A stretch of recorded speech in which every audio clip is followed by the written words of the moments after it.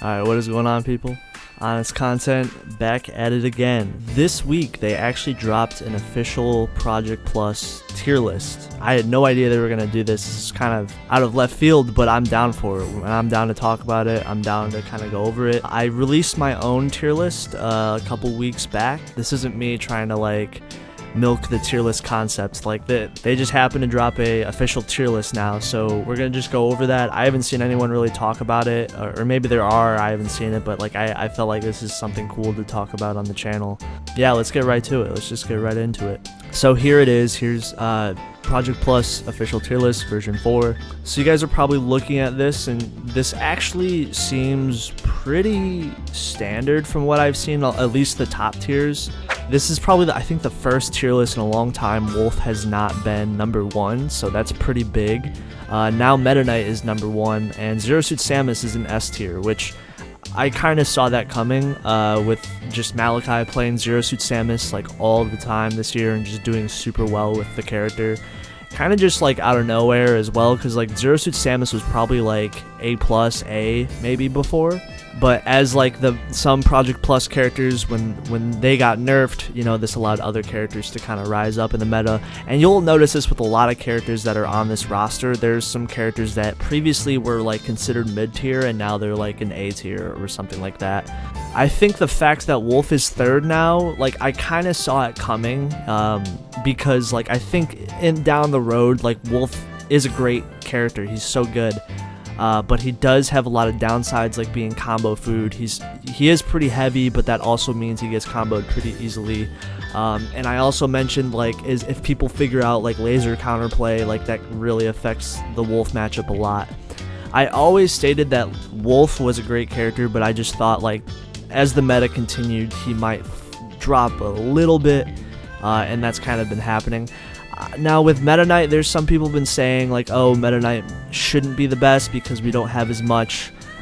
There is the take of oh, Meta Knight is seen a lot in the meta, but he isn't, pun intended, but he isn't winning tournaments as consistently as other characters, so he shouldn't be S. That's one of the debates that people have about Meta Knight. I don't know if you guys feel the same way about that. But yeah, there is that kind of debate. Yes, Meta Knight is kind of common on some level, but also at the same time, some people think he doesn't have the results yet to earn that placement, but again, it's neither here nor there. I still think Meta Knight is top 3, just by his frame data alone. A lot of people put Meta Knight up here because he has the projected best frame data in the game, but some people want a little more evidence to kind of put him here, so that's the more interesting thing. Also, I think if you put Zero Suit Samus as your best character right now, honestly, I wouldn't be against that either, because she had a crazy glow up, just totally underrated character in previous updates, and then when other characters got nerfed, Zero Suit Samus is a clear example of a character that just rose up tremendously. I'm not going to go over every single character, but if you notice my own list, I pretty much, this is my list. If you notice, the top 9 to 10 characters, I'm pretty much on the money with maybe slightly, I put DK a little bit higher, they put DK a little bit lower. I can maybe see that. I put DK higher because he has the results. Thunder's Reign was amazing with that character, showing that previously DK was a mid-tier, in 3 point whatever, and then when Thunder's Reign started playing DK, it just rose the character tremendously. I do have I will go over some of my disagreements, but let me go over some other things first.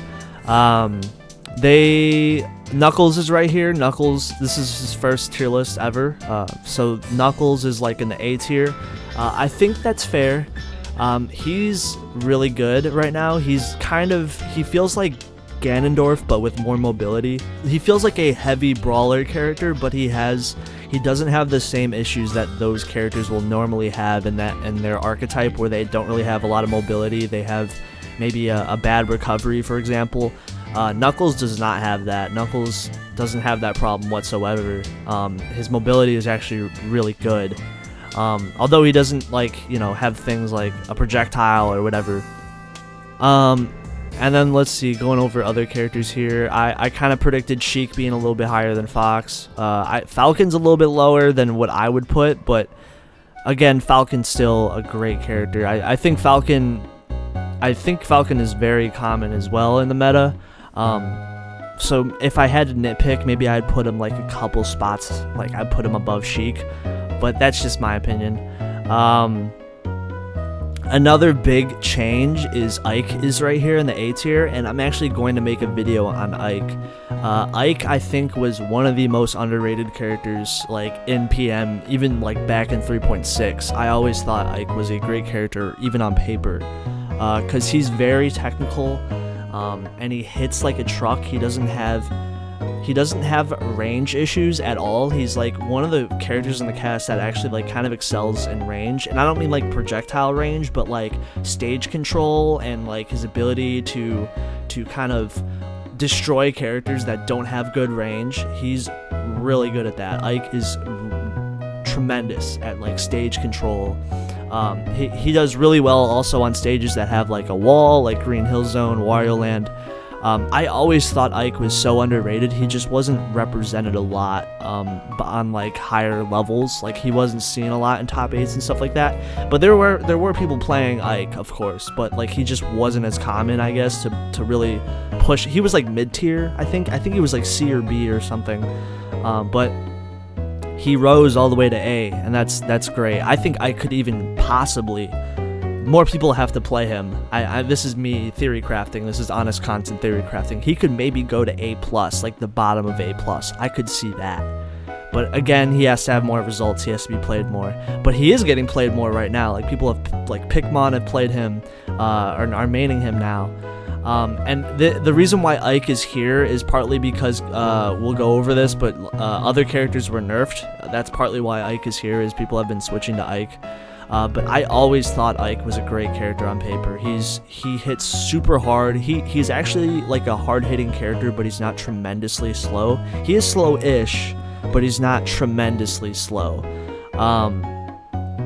I think he was always like a great character with just stage control and stuff like that. Mario's here. The Doctor has showed that Mario is a great character. I agree with these picks. I know I like to meme on Falco. I like to put Falco in the mid tier because we don't really see him that much, but I get why people put him at the bottom of A. If I had to nitpick, I would put him in B. But honestly, I'm okay with people saying Falco. Like I'm a Falco critic because in my opinion, I'm like his recovery is kind of his biggest weakness, I would say, or one of his biggest weaknesses, and I feel like having a bad recovery in the long run can lead to you being lower in the meta. But Falco is still great on stage. He's still, Falco. I'm not gonna spend too much like talking about my opinion on Falco, but I'm okay with him being here. I pretty much guessed the bottom two characters. I put DDD and Kirby, and literally those are the bottom two characters. Like I guess those 100%. So I do agree with those. And Luigi is here, which is weird. I did not expect that. I put Luigi probably in mid. I think theory crafting wise, even Luigi mains would say how bad their character is, but like everyone kind of says their character is bad. But Luigi kind of does have some issues. I would say he's kind of played like a decent amount, but they don't always get results. But Luigi can still do work. Like despite being in the D tier, I think can be in the C tier, honestly, or even maybe the B at most. I don't know, but I don't think Luigi's gonna be in the D tier forever. I think he's honestly a good character. I don't think he's like A tier, but I think he could definitely go be in the C tier. That's definitely easy to say. And they put Kirby a little bit higher, which I was kind of surprised by because I think Kirby just recently started having better results like the past year. But I know the Kirby mains have been grinding with the character. They've been pushing the character. Kirby was very underdeveloped even in 3.6. So I think it was only a matter of time Kirby would go up. Yeah, so let's go over some of the more controversial changes here. So Game&Watch and Snake dropped significantly. They kind of talked about this. They stated how well, Game & Watch, I kind of saw it coming. Let's just be honest. With Game & Watch, it was pretty obvious, like day one of like P+'s release, that Game & Watch got like nerfed to the ground. Now, how do I feel about that? I think Game & Watch is still viable. He's still, for those who don't know, in Project M 3.6, Game & Watch was like top 6. And he had very strong attacks. He kind of, like, I don't want to say he was easy to play, but some people would say that he was easier, his combos were easier and took less work than it took other characters to get to that same level, if that makes sense. So he wasn't necessarily the very best character in the game, but like some people, again, I'm saying what some people would say, this isn't my opinion, but some people would consider him toxic, which is why he inevitably got nerfed. But in all honesty, I don't think he got nerfed that extremely to the point where he's like D tier. I think he is like a mid tier. You know, there's people still playing him now. There's people that have, there's a lot of people who have dropped him, of course, but there's also some people that play him still now as well. And I think he's actually a solid character still. But yeah, it does hurt when you know you're used to that character the way it is, and then it kind of just like goes away. But again, it's just kind of the way it is. The one thing I'm more shocked about is I did not see Snake being in the C tier. For those who don't know, Snake was like probably like top 10 in 3.6. He was also in that same camp of being considered quote-unquote toxic, and I'm not saying that, but there were some aspects about Snake that definitely needed to be nerfed. The Snake mains might disagree with me, but he had a setup where if he tranked you or if he stickied you, you could die at 80%, and it was like a pretty well-known kill confirm for Snake. It is if he stickied you, all he had to do was up throw you and then then you know, blow up the sticky, and then you die at like 76. You know, it was kind of ridiculous, and it kind of just was the whole Snake meta was playing around this combo, this kill confirm. It was kind of just for fishing for that, and it was kind of ridiculous. So they did nerf it. They nerfed it so it doesn't really kill at that percent anymore. It kills maybe closer to like 90, 100. It really depends on the character, but it's not like 76, 80 like it was before, thankfully. I'm not sure the exact percentage. I don't want to get it wrong, but it's not 80, thankfully. And that, you know, kind of nerfed the character significantly, and they also, what they did is they put a notification on Snake's head, so when he actually gets a sticky. So a big thing about getting sticky in the past was people wouldn't see it. If you got stickied, sometimes you're on a CRT where you can barely see the model of the sticky on the character model, and a lot of people would die and they wouldn't even know they were stickied, and you know, they would be dying at like 80%. So it was kind of ridiculous. That was a big thing behind Snake. I don't think Snake should have ever had that. He was a ridiculously heavy character, and having a kill confirm at like 80%, a really easy kill confirm when he's like supposed to be a very tactful, you know, tactician, you know, trap character. I do agree, like, it was kind of ridiculous. It kind of transformed Snake into just playing around that. If you really want to be really ridiculous with the character, you can just do that. So they did nerf him. I didn't expect him to be lower than Game & Watch. I was kind of surprised by that. And they stated it was because people like a lot of Snake mains don't really play the character anymore, or they kind of moved on. I don't even know if I should say this, but there was a big conspiracy theory back in the day that there was a lot of I guess this is an aside, but back in the day when they used to buff and nerf characters in like older PM updates, people used to be a little bit more honest. You know, the people in charge of buffing and nerfing like their character, like Ivysaur or Link or, you know, Peach, whatever. Some people were more honest than other people. And I've heard this back in the day. I guess this is a rumor, but there was a rumor that the people behind Snake weren't necessarily as honest, because they wanted to win in tournaments, they wanted to do well. So like, while some people were like, oh, nerf Ivysaur's Nair by taking a frame of this away or whatever, like people were more honest about certain characters, and then other characters are like, oh, leave Sticky in, it's fine. Leave the, don't nerf Sticky, you're gonna ruin the character. So I've heard rumors that was a thing that they had to deal with, and I feel like that probably affected the fact that not every character was like balanced equally in a way.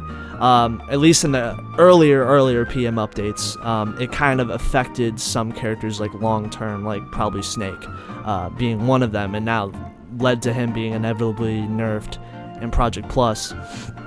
I still think he's a great character though. Despite me kind of saying he got nerfed, I still think Snake is actually a solid character. I was surprised he was in the C tier. I think Snake actually could be A, but maybe people are wrong. I don't think he's A+. He could be B for sure. I think that's very easily, because he's at the edge of C. I think he could be B very easily.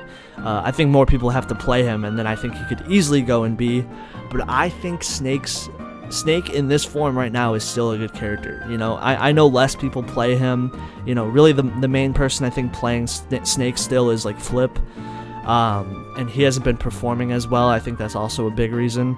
But I still think like Snake is a very heavy character. He lives for a very long time, which not many characters in the cast can say that for themselves. And Snake also, because he's a heavy character, he can live to like 200%, like 180%, like depending on the stage, which is crazy. So I think a character with that attribute on his own is a strong character. It's gonna take more people to like main him and play him a little bit more. I still think he's a great character. I actually think he should be a little bit higher, and that was the main debate, is Snake's placement. I saw a lot of people debating about that. So that's what I think about that. Despite him being C, I think if time goes on, I think he can get out of C very easily. I think he can at least be B, maybe long-term BA. Who knows? But again, I'm just like predicting. My predictions could really mean nothing. Going over other characters, I would put Bowser a little bit higher, considering he won a Super Major. Maybe that's too, like, it's too soon or too early to say that, because he, like, Malachi played Bowser and won Blacklisted 5 or something like that. I think Bowser is really good. I actually think Bowser's better than Squirtle. I think Squirtle is kind of high if I had to nitpick, if I was nitpicking this tier list, but again, my nitpicks don't really matter. Bowser is just ridiculously stronger now. He's one of the most buffed characters, I would say, in Project Plus. He was one of the worst characters in the game, and then he got some tremendous buffs, like being given a fireball projectile, and his attacks he's a lot faster now. A lot of people are playing Bowser now, which is crazy. I personally think he should be higher in the B tier, or at least maybe the bottom of A. He doesn't have to be top of A, but I think he could be the bottom of A. I know Bowser's still a big character, he gets comboed very easily, but he's way more menacing now. I personally think he should be higher than Squirtle, I think. My personal opinion. Because I feel like Squirtle is played way less than Bowser, but maybe that's just me.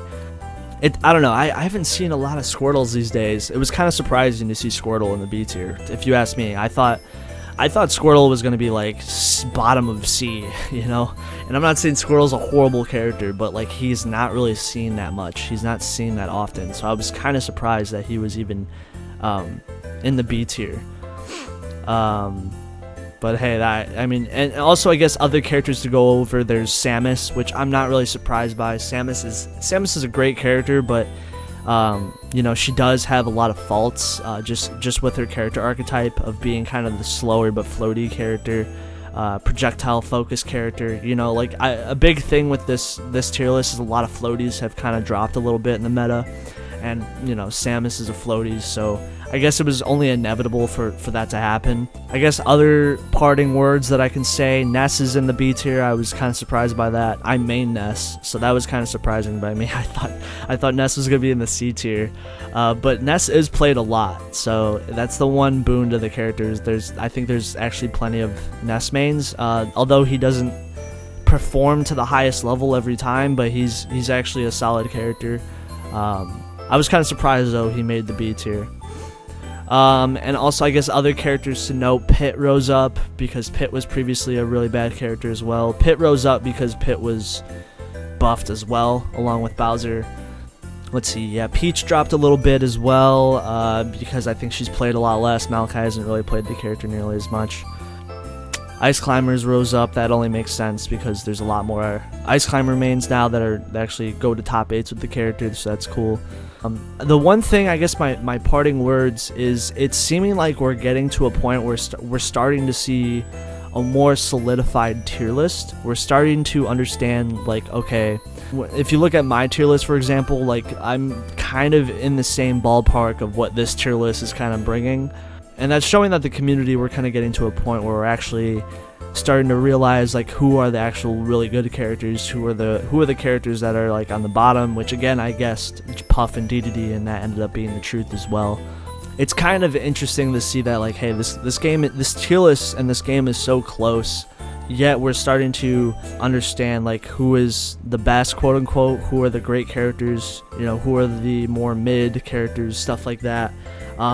Every character is viable in this game, so don't think a character, you know, in the C tier, they're all bad or something. That's not necessarily the truth. They're all close. This game is so close, but we're getting to a point where we're starting to see, like, oh, this character goes here, this character goes here. I kind of predicted Sonic would actually go up a little bit down the road, and I was kind of surprised to see him at 4th, but I kind of expected it, to be honest, because Sonic is a great character as well. Like, a lot of the really, really good characters are starting to rise up because other characters were nerfed, other characters are now rising up. A big example of that is Zero Suit Samus, maybe Sonic to an extent, Ike, you know, other characters like that. Even Knuckles, like the brand new character Knuckles, is doing very well right now. Yeah, so that is basically the tier list, and then it kind of goes to them talking about you know, why they picked certain characters to go and stuff like that. And yeah, shout outs to them for making the tier list. It's kind of cool. So yeah, if you guys enjoyed the video, make sure to like, comment, and subscribe. If you guys want to get videos early, I have a Patreon down below. Thank you guys for watching. You guys have a good one, and peace.